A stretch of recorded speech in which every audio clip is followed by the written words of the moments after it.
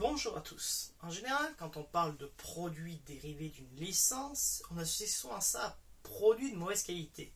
Ici, quelques exemples issus du milieu du jeu vidéo.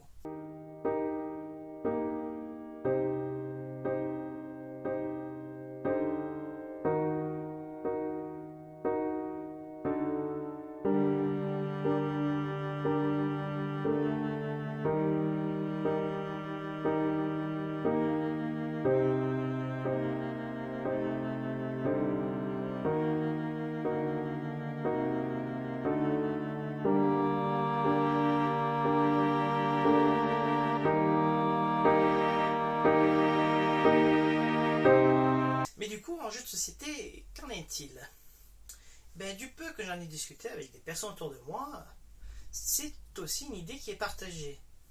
Et pourtant, c'est pas toujours le cas. Il faut savoir que cela va dépendre de l'investissement et du respect qu'il va avoir par rapport au produit d'origine. Et c'est pour ça qu'aujourd'hui, j'aimerais vous présenter un jeu tiré d'une licence. Silex and the City est un jeu de société adapté de la bande dessinée éponyme du dessinateur Jules. Jules s'illustre dès ses 10 ans dans le dessin, avec notamment des caricatures politiques. Après une courte carrière de professeur d'histoire de Chine à l'END, il reviendra vers son premier amour, le dessin, en devenant notamment dessinateur auprès de la Nouvelle République des Pyrénées, l'Humanité, Philosophie Magazine, dont il assurera 2 planches de dessin hebdomadaires, pour encore citer Charlie Hebdo. Grâce à quoi il va se faire connaître du grand public, c'est notamment 2 bandes dessinées adaptées en série d'animation sur Arte, 50 Years of Grec et Silex and the City. 2 séries, que ce soit animées ou bandes dessinées, qui caricaturent notre société, soit en mettant en scène avec des dieux grecs ou une tribu préhistorique. Parlons un peu du jeu à présent. Il est signé Ron Rodriguez, que vous connaissez probablement pour le jeu Extremis ou encore Les Poilus. J'ai d'ailleurs pu y parler un petit peu le week-end dernier, car il était présent au Festival des Jeux à Nîmes, l'UDIM. Mais il n'est pas seul à signer ce jeu, il y a aussi Fabrice Raffio, que vous connaissez probablement pour Middle Age, ou encore sa participation sur le Wargame Mémoire 44. Le but du jeu est assez simple, il ne faut pas évoluer, tout simplement. Alors, concrètement, comment ça se joue? Un peu plus en détail. Au centre de la table, vous allez avoir 3 piles.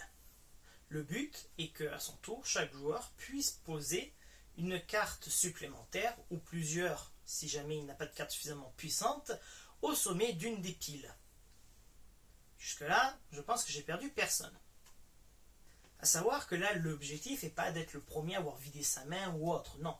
On doit constamment avoir 4 cartes au début de chaque tour.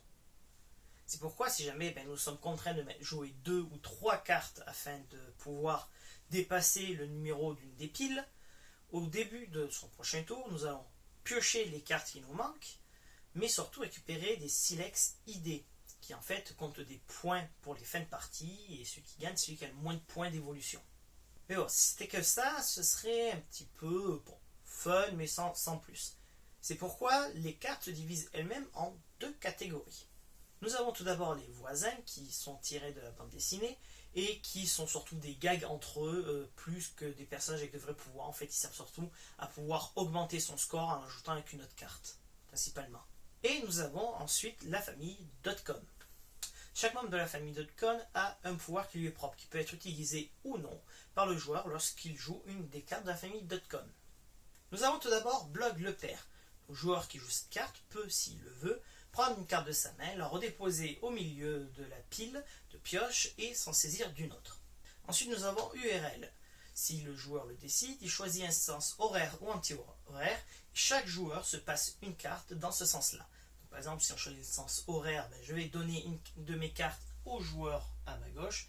Si on choisit le sens anti-horaire, je vais donner une de mes cartes à mon joueur de droite. Web, quant à lui, peut prendre une carte dans la main d'un autre joueur, mais ce n'est pas le joueur qui joue Web qui choisit quelle carte il prend, c'est le joueur victime qui a le choix de la carte qu'il va donner. C'est un peu le genre de moment où on peut se débarrasser des cartes évolution, mais ça j'y reviens un peu plus tard. Et pour finir, nous avons Spam qui peut changer le sens du tour du jeu. Parce qu'en fait, il y a un sens de jeu défini qui est symbolisé par le personnage Wither. Et bien en fait, le joueur qui joue Spam tourne juste le sens du personnage Blizzard afin de changer le sens du jeu. Si vous avez été attentif, au début je vous ai dit qu'il y avait deux catégories de cartes et pourtant je vous ai parlé des cartes évolution. Et bien en fait, c'est que c'est encore des cartes à part. C'est pas des cartes qu'on va jouer. Au contraire, on va tout faire pour pas les jouer. Les cartes évolution, elles vont nous apporter des points d'évolution, ce qu'on ne veut pas faire. Et à quel moment on les joue? En fait, on les joue au moment où il nous est devenu impossible de poser des cartes sur une des piles. C'est-à-dire qu'il n'y a plus de cartes à la pioche, que nous n'avons pas suffisamment de cartes accumulées pour obtenir un score suffisamment gros. À ce moment-là, nous sommes obligés de jouer une carte évolution, ce qui met fin à une manche, et on récoltera en fin de partie les points associés à cette carte. Alors là, pareil, les cartes évolution sont sujettes à de petits gags, tout comme les cartes de la famille .com, je ne me suis pas attardé dessus. Je vous laisse les découvrir en jouant. Une partie se déroule donc en 3 manches. À la fin de ces 3 manches, le joueur qui a gagné le plus de points d'évolution a perdu la partie, et celui qui en a gagné le moins a gagné la partie. Alors clairement, je me dois quand même d'être honnête avec vous, c'est pas le jeu sur lequel vous avez passé votre soirée, mais comme petit jeu d'ambiance, il reste très sympa, bien qu'on pourrait regretter la place qu'il prend en fait pour sa mise en place. La pile de pioche n'étant pas une pile mais des cartes étalées sur toute la table, cela peut vite être encombrant. Mais à part ça, c'est un jeu qui reste sympa à jouer et où même si nous ne connaissons pas la série, nous prendrons quand même quelques petits moments de rire à découvrir les petits gags déposés sur chacune des cartes. Alors, je vous conseille de jouer à Sex and the City parce que tous les jeux à licence ne sont pas forcément des mauvais produits dérivés.